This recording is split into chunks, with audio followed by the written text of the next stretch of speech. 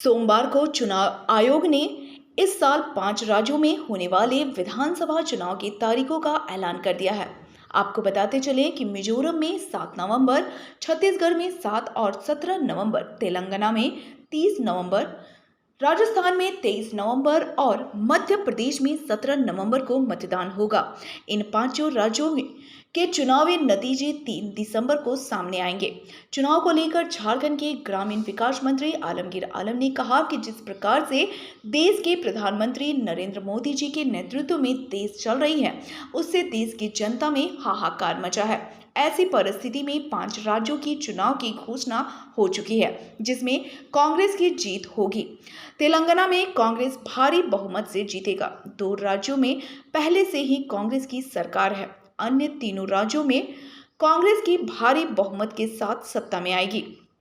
देखिए, आज की जो परिस्थिति है, एक परिवर्तन का लहर जो है पूरे देश में, और जो 5 राज्य में जो चुनाव हो रहा है उसमें 2 राज्य में तो हमारी ही सरकार अभी है, राजस्थान में और छत्तीसगढ़।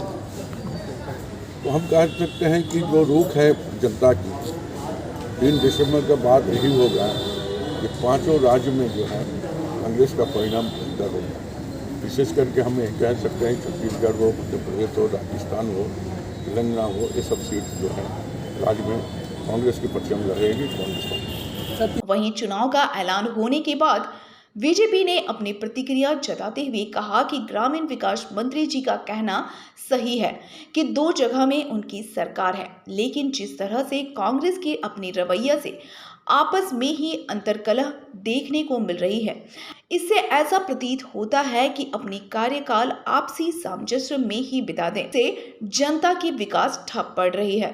ऐसे में जनता इस बार के चुनाव में बेहतर जवाब देने का काम करेगी। ऐसे में 3 जगहों में हमारी सरकार है। भारतीय जनता पार्टी लगातार जनता के हित में कार्य करती रही है, जिसका बेहतर परिणाम फिर से देखने को मिलेगा। बाकी 2 जगहों पर भारतीय जनता पार्टी अपने आप को झोंक दी है और बेहतर करने का दिलासा देगी और सत्ता में आने का काम करेगी।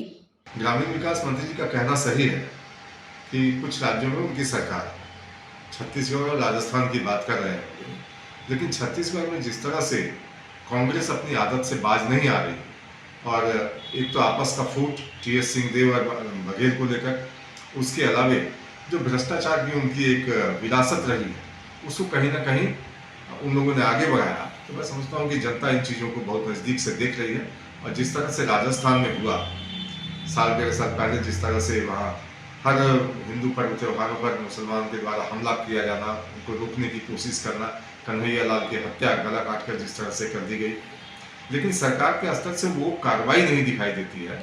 जब गहलोत ये कहता है कि प्रधानमंत्री जी को अपील करना चाहिए कि यहाँ पर इस तरह की बातें ना हो, आप समझ सकते हैं कि लॉ एंड ऑर्डर को संभालने में बिल्कुल विफल है।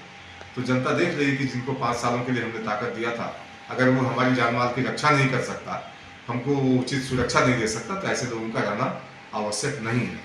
खैर, सत्ता का रस चखने के लिए सभी राजनीतिक पार्टियां तरह तरह के फायदे कर के जनता के बीच जाने का काम करती हैं, लेकिन सत्ता हासिल होने के बाद सब कुछ भूल जाती है।